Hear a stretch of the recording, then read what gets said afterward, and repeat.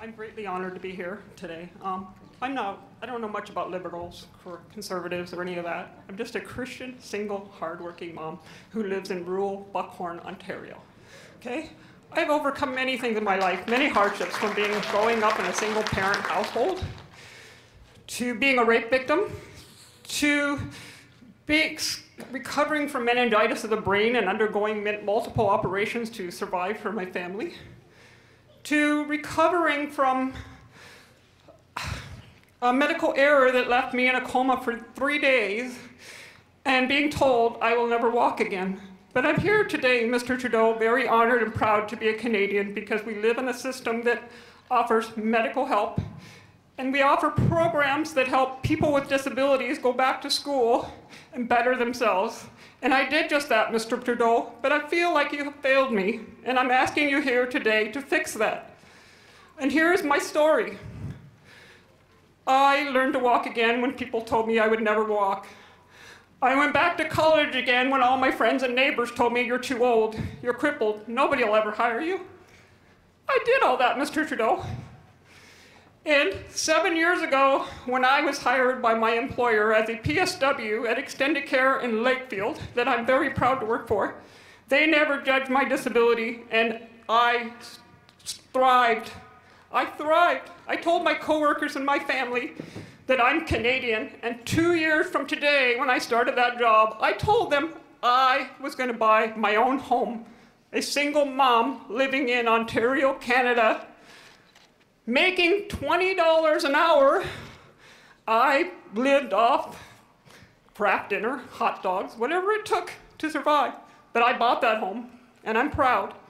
But something's wrong now, Mr. Trudeau. My heat and hydro now cost me more than my mortgage. I now not only work 75 hours a week, I stay and work 15 hours a day, just so I don't lose my home. My hydro bill, I want to share with you. A single family home, one person who works hard with a brace up to her leg, partially paralyzed every single day. I put that brace on, and I'm proud to be Canadian. But something's wrong with our system, and I have faith in you and God that you're going to work hard to fix it. How do you explain to a woman how she's supposed to pay a hydro bill $1,085? And I did it. I've done it. I've done it for the last year. I lived without hydro for 5 days after paying a $680 bill. They showed up one day. I came home from work in the hottest day of our last summer to go 5 days in the heat. I have epilepsy, a disability. I called and I begged our hydro company. They wouldn't do nothing. 5 days I lived in that heat. I'm asking you, Mr. Trudeau, and here is my question today. How do you justify to a mother of 4 children, 3 grandchildren, physical disabilities, and working up to 15 hours a day, how is it justified for you to ask me to pay a carbon tax when I only have $65 left of my paycheck every 2 weeks to feed my family? I'm asking you to fix our hydro system. I'm asking you to fix Canada. I'm asking you, Mr. Trudeau. I know we need HST. I know we need taxes to fix roads. I know we are a country that welcomes people from everywhere.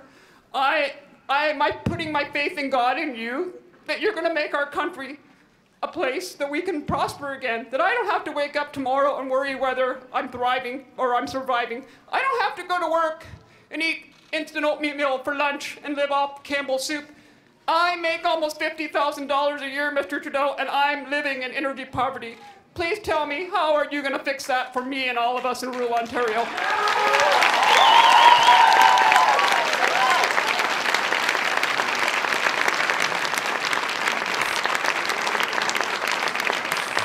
First off, on behalf of everyone here, let me say thank you, not just for everything you do, but for sharing that extraordinary story with us. Your strength, your determination is an inspiration and example to us all.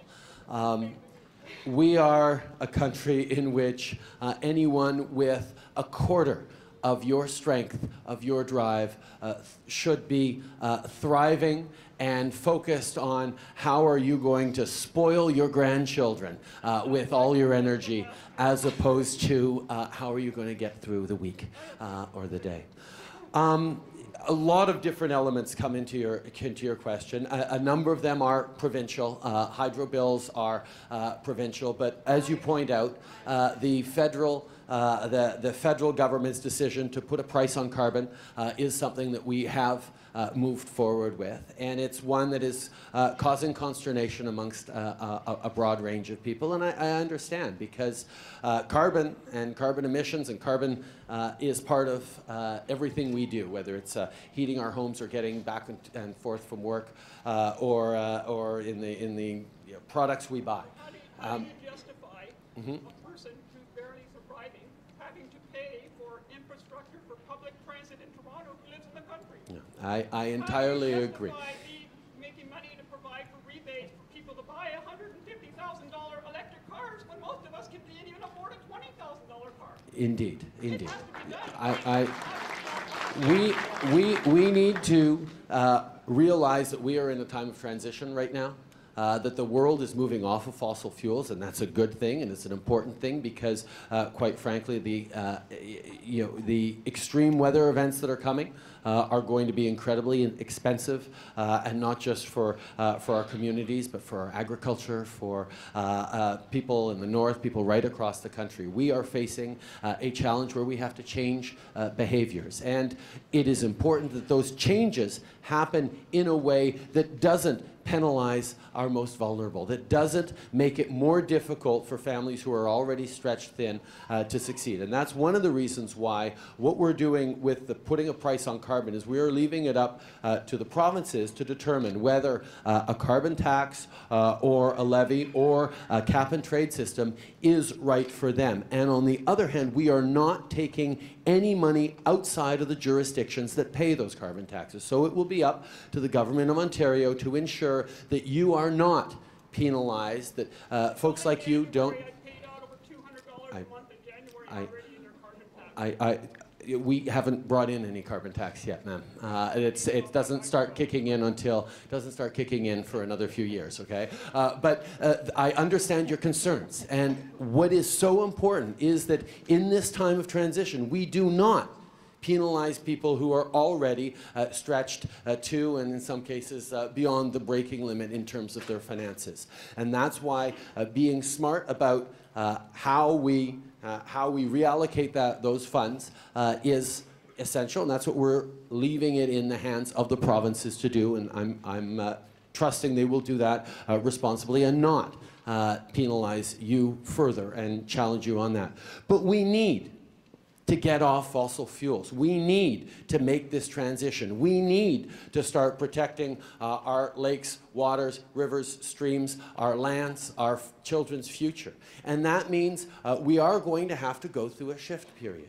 And the challenge that we have and the responsibility we have as community, as a country, is to make sure that the people who are in the most vulnerable positions don't end up carrying the burden that everyone else is so eager to slough off onto someone else.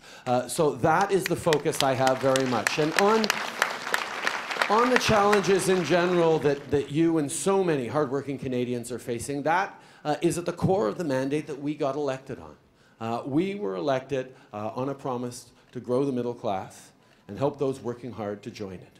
The very first thing we did was we lowered taxes for the middle class. We cut your taxes by a little bit and raised them on the wealthiest 1% to make sure that everyone was doing more than their fair share if they were being successful. The next thing we did this past summer is we brought in a Canada Child benefit that gives more money to 9 out of 10 Canadian families every single month. You will have received this as of July onwards. It's tax-free. It's money that will help every month that you've, I'm sure, used towards hydro bills, groceries, a range of things. It's not the ultimate solution, but it makes a big difference in an awful lot of Canadians' families. And the reason we were able to do more for the families that need it is we stopped sending child benefit checks to the wealthiest families, because, again, we need to focus our help on the people who need the help.